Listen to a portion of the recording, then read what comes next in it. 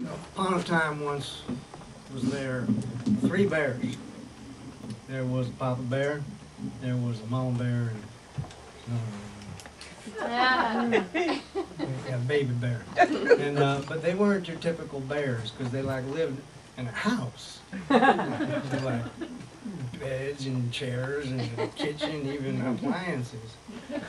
And you know, Papa Bear thought that maybe this lifestyle would make him kind of soft, and that just wouldn't be right for a bear. So he instructed the family that they were going to go tomorrow on a picnic and go out get back to the land. But they weren't going to bring food with them.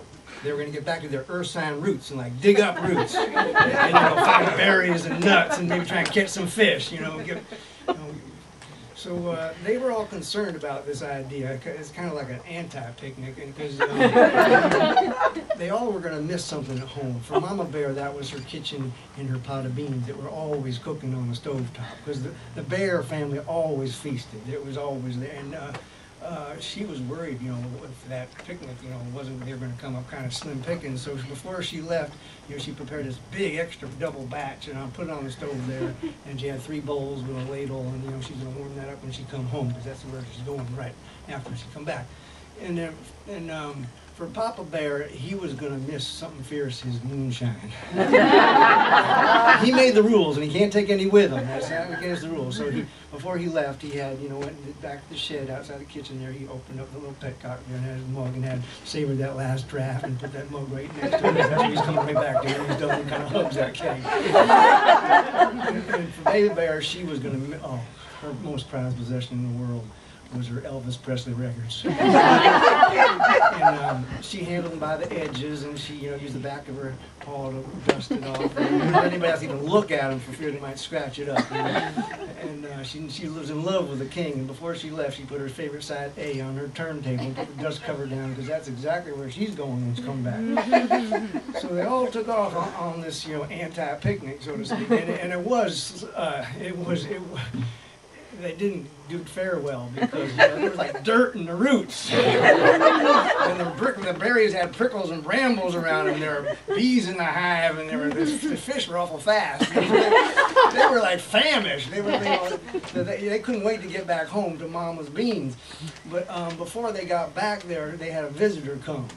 And this little girl, and she wasn't on a picnic, she was lost, and she was some hungry, she was famished, and she wandered into, saw the house, and what was her name again? She had blonde hair. Anyhow, she went in there, and she saw the big pot of beans in there, and she took a ladle and plopped it into that first big bowl, and she tasted it, and oh, it was too cold.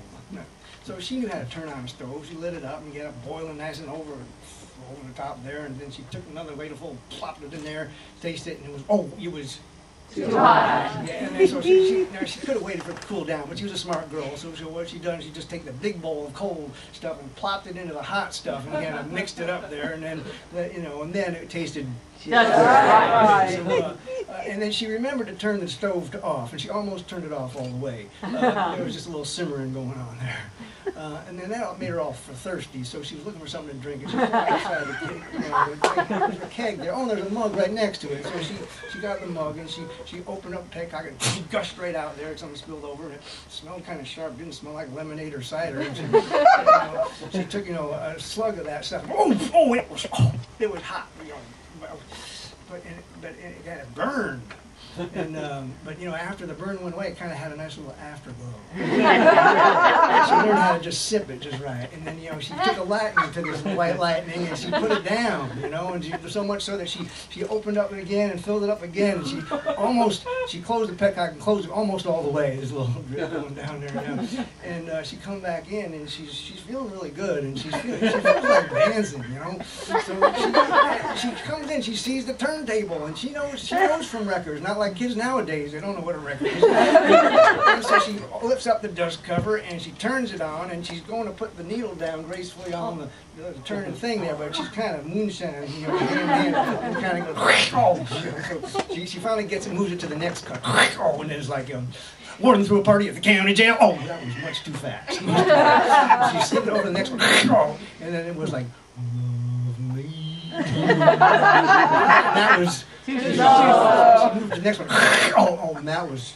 Yeah, so she was having a good time. She was dancing and singing along with the king, and she could have done that till the cows come home, or the bears come home. And she was kind of waltzed her way over to this bed, and she would have fallen right to sleep when she plunked on this bed, and it was too hard. So she rolled herself over to the next bed, and it was kind of hard. And then she goes, then she the next one, and it was she was fast asleep when the bear family came home. And Mama Bear was so hungry she could have sworn she could smell the beans cooking. and when she came in, and they were cooking, and they were starting to burn, and she saw a big mess on the stovetop, and she was and Papa Bear had gone a beeline to that woodshed, and he was out there, and before he even got there, he saw this big pool on the floor there, and he was just, and then the moon was reflecting off the moonshine. There was moonshine on the moonshine, and he was just like, he trying to get that mug underneath that draft, and the last drop hit there along with his tears. And it was just, he was in tears, and he just beside himself, but neither of them were as upset as little baby bear.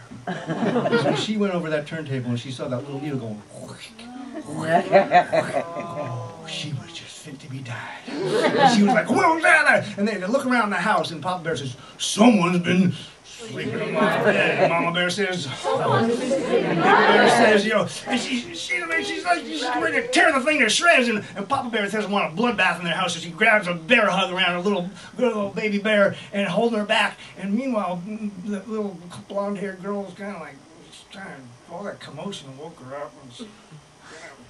And stretches and yawns, kind of pries open one eye, and she sees these three bears with these big teeth looking down over her, and one of them's kind of trying to get at her, and all that she can come up with to say is, I'm all shook up.